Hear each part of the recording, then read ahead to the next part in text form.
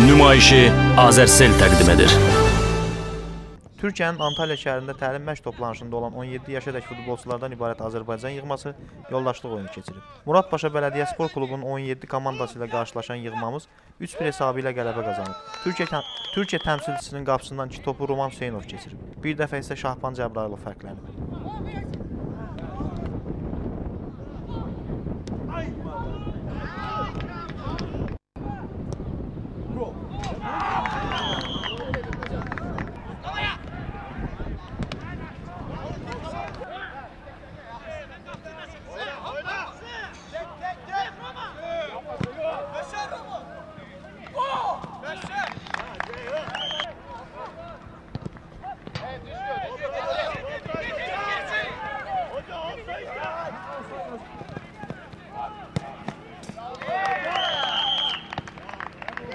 Buraya bakın be ya.